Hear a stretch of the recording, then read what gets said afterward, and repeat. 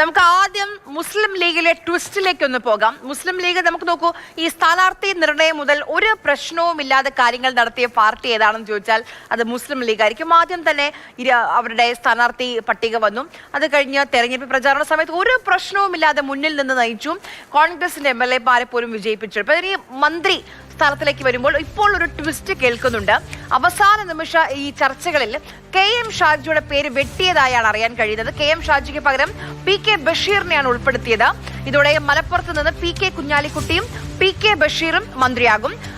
Advocate VE Abdul ഗഫീറിന്റെയും പാറക്കൽ അബ്ദുള്ളയുടെയും പേരുകൾ മന്ത്രിസ്ഥാനത്തേക്ക് പരിഗണിക്കുന്നുണ്ട്.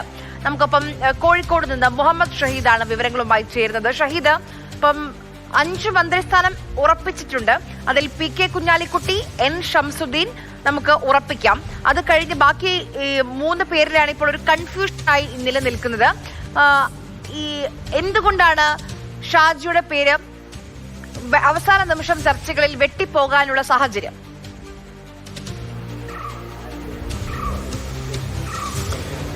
ആര്യ, ഇത് എന്തുകൊണ്ടാണെന്നുള്ള ചോദ്യത്തിന് കൃത്യമായ ഉത്തരം ലഭിക്കേണ്ടിയിരിക്കുന്നു. ഷാജി ക്യാമ്പിൽ ഇത് സംബന്ധിച്ച ആശയക്കുഴപ്പമുണ്ട്. ഷാജിയും ഷാജിയുടെ കുടുംബവും ഒക്കെ ഇന്ന് സത്യപ്രതിജ്ഞ ചെയ്യാൻ വേണ്ടി ഇന്ന് തിരുവനന്തപുരത്തേക്ക് പോയിരിക്കുകയാണ്. തിരുവനന്തപുരത്താണുള്ളത്.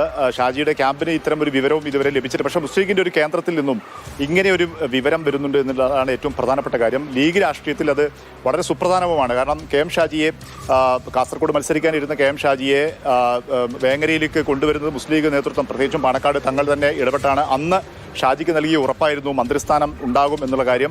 പക്ഷേ അങ്ങനെ ആ ഉറപ്പിന്മേൽ മത്സരിക്കുന്നു. ഇതുവരെയുള്ള ചർച്ചകളിൽ യാതൊരു സംശയലേശമന്യേ ഷാജിയുടെ പേര് നിലനിൽക്കുന്നു. ഷാജിയും ഷംസുദ്ദീനും ഉറപ്പാക്കപ്പെട്ട, കുഞ്ഞാലിക്കുട്ടിക്കൊപ്പം ഉറപ്പാക്കപ്പെട്ട മന്ത്രിസ്ഥാനമെന്ന് നിലനിന്ന, അല്ലെങ്കിൽ അങ്ങനെ പേര് വെച്ചതായിരുന്നു. പക്ഷേ അവസാന നിമിഷം ഷാജിയുടെ പേര് ഒഴിവാക്കപ്പെട്ടു എന്നാണ് മുസ്ലിം ലീഗിൻ്റെ ഒരു കേന്ദ്രത്തിൽ നിന്നും വരുന്ന ഇപ്പോൾ വരുന്ന ഏറ്റവും പുതിയ വാർത്ത എന്നുള്ളത് തന്നെയാണ്. PK ബഷീറിനെ ആ സ്ഥാനത്തേക്ക്, അതായത് PK ബഷീറിനെ ആയിരുന്നു മാറ്റി നിർത്തിയത്. അതായത് പ്രത്യേകിച്ച് മലപ്പുറത്ത് നിന്ന് 3 മന്ത്രിമാർ എന്നുള്ളത് വന്നു കഴിഞ്ഞാൽ മറ്റു ജില്ലകളിൽ ഇപ്പോൾ പറഞ്ഞ പോലെ കോഴിക്കോട്, കാസർഗോഡ്, എറണാകുളം, VE ഗഫൂറിനെ പരിഗണിക്കുമ്പോൾ എറണാകുളത്തിനുള്ള പ്രാതിനിധ്യം കുറയും എന്നുള്ള ഒരു സങ്കല്പത്തിൽ മലപ്പുറത്ത് 2 പേർ എന്നുള്ളതായിരുന്നു പരിഗണിച്ചിരുന്നത്.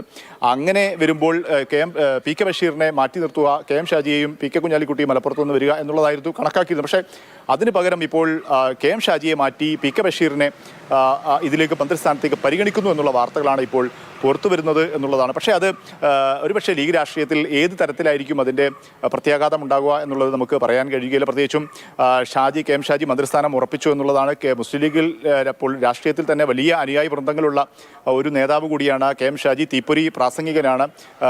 വലിയ തോതിൽ ആളുകൾ തടിച്ചുകൂടുന്ന ഒരു നേതാവാണ്. പക്ഷേ ആ തരത്തിലുള്ള ഏതെങ്കിലും തരത്തിലുള്ള അനുരണനങ്ങൾ ലീഗ് രാഷ്ട്രീയത്തിൽ ഉണ്ടാകുമോ എന്നുള്ളത് നമുക്ക് കാത്തിരുന്ന് കാണേണ്ടതാണ്. പക്ഷേ ഒരു പ്രധാനപ്പെട്ട കാര്യം, ഇന്നലെ തന്നെ KM ഷാജിയെ മന്ത്രിസഭയിൽ ഉൾപ്പെടുത്തുന്നതിനെതിരെ ചില ഈ കോൺഗ്രസ് കേന്ദ്രങ്ങളിൽ നിന്നും എതിർപ്പുകൾ ഉയരുന്നു എന്നൊരു വാർത്ത, അല്ലെങ്കിൽ അത്തരമൊരു സന്ദേശം കൂടി തിരുവനന്തപുരം കേന്ദ്രീകരിച്ച് ഉണ്ടായിരുന്നു എന്നുള്ളത് ശ്രദ്ധേയമായ ഒരു കാര്യമാണ്. അതായത് KM ഷാജിയുടെ ചില വിവാദമായ പ്രസംഗങ്ങൾ ഒക്കെ ചൂണ്ടിക്കാണിച്ച് KM ഷാജിയെ മന്ത്രിസഭയിൽ ഉൾപ്പെടുത്തുന്നത്. ഞാൻ ഷഹീദിനോട് ചോദിച്ച ചോദ്യം എന്തുകൊണ്ട് ഷാജിയെ അവസാന നിമിഷം വെട്ടുന്നു എന്നുള്ളതാണ്. അപ്പം നമ്മുടെ പ്രേക്ഷകർ തന്നെ KM ഷാജിയുടെ പ്രസംഗങ്ങളിലെ ചില വാചകങ്ങളൊക്കെ ഓർമ്മിപ്പിക്കുന്നുണ്ട്.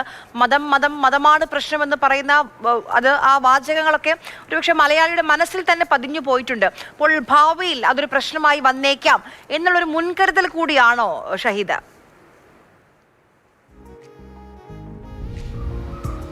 ആര്യ, അങ്ങനെ തീരുമാനം ഇത് മുസ്ലിം ലീഗ് കേന്ദ്രങ്ങളിൽ നിന്ന് വന്ന, അതായത് നമ്മൾ ഇന്നലെ മുതൽ വന്നിരിക്കുന്ന മുസ്ലിം ലീഗ് ഉന്നതാധികാര സമിതി അംഗങ്ങളെ പാണക്കാട് സാദിഖ് അലി തങ്ങളും അബ്ബാസ് അലി തങ്ങൾ, റഷീദ് അലി തങ്ങൾ, ഇവർ 3 പേരും ഒരുമിച്ചിരുന്നാണ് ഓരോ ഉന്നതാധികാര സമിതി അംഗങ്ങളെയും പ്രത്യേകമായി കണ്ട് അഭിപ്രായം തേടിയത്, അവരഭിപ്രായം പറഞ്ഞത്. ഈ അഭിപ്രായം തേടുന്ന ഘട്ടത്തിൽ തന്നെ ഇതുമായി ബന്ധപ്പെട്ട വാർത്തകൾ പല കോണുകളിൽ നിന്നും വന്നിരുന്നു എന്നുള്ളതാണ്. അതിനിടയിലാണ് ഇന്നലെ പലതരത്തിലുള്ള വാർത്തകൾ വന്നത്. VE അബ്ദുൾ ഗഫൂറിനെ പരിഗണിക്കുന്ന വാർത്തകൾ വന്നു. ആ തരത്തിലുള്ള വാർത്തകളൊക്കെ വന്നിരുന്നത്. അതിനിടയിലാണ് ഇപ്പോൾ ഏറ്റവും ഒടുവിൽ ഇന്നലെ വൈകുന്നേരത്തോടുകൂടി PK ബഷീറിനെ മാറ്റുന്നു, PK ബഷീറിനെ മന്ത്രിസഭയിലേക്ക് പരിഗണിക്കുന്നില്ല എന്നുള്ള വാർത്ത വരുന്നു. അപ്പോൾ ഇതുമായി ബന്ധപ്പെട്ട് നമ്മൾ മനസ്സിലാക്കുന്നിടത്തോളം അന്തിമമായ തീരുമാനം ഇനിയും എടുക്കേണ്ടതുണ്ട്. പക്ഷേ ഈ ഘട്ടത്തിൽ ഇങ്ങനെ ഒരു മുസ്ലിം കേന്ദ്രങ്ങളിൽ നിന്നും ഇതുമായി ബന്ധപ്പെട്ട് ഇങ്ങനെ ഒരു വാർത്ത വരുന്നു എന്നുള്ളതാണ് ഏറ്റവും ശ്രദ്ധേയമായ കാര്യം. അതിൻ്റെ താല്പര്യങ്ങൾ, അല്ലെങ്കിൽ ആ തരത്തിലുള്ള ഒരു ലീഗിനകത്തുള്ള രാഷ്ട്രീയത്തിൽ ഇതിന് പങ്കുണ്ടോ, ഇതുമായി ബന്ധപ്പെട്ട ഇത്തരമൊരു തീരുമാനം അല്ലെങ്കിൽ ഇത്തരമൊരു വാർത്തകൾ വരുന്നതിൽ പങ്കുണ്ടോ എന്നുള്ള കാര്യവും നമുക്ക് കാത്തിരുന്ന് കാണേണ്ടതാണ്. ഏതായാലും മുസ്ലിം ലീഗ് കേന്ദ്രങ്ങൾ അല്ലെങ്കിൽ മുസ്ലിം ലീഗ് ഇതുമായി ബന്ധപ്പെട്ട അന്തിമമായ തീരുമാനം ഇന്ന് ഉച്ചയ്ക്ക് മുമ്പായി എടുക്കും. അതിനു മുമ്പ് ഉള്ള ചർച്ചകൾ വളരെ സജീവമായി നടക്കുന്നു എന്നുള്ളതാണ്. ഇപ്പോഴും ഷാജി ക്യാമ്പ് ഉറച്ചു വിശ്വസിക്കുന്നത് ആ തരത്തിൽ തീരുമാനം എടുക്കില്ല. മന്ത്രിസഭയിൽ താൻ ഉൾപ്പെടെ ഉള്ള മന്ത്രിസഭയായിരിക്കും. സത്യപ്രതിജ്ഞയ്ക്കായി ഷാജിയും കുടുംബവും തലസ്ഥാനത്തേക്ക് പുറപ്പെടാൻ കൂടി ഇരുന്നതാണ് എന്ന് കേൾക്കുന്നു. ഉറപ്പില്ല.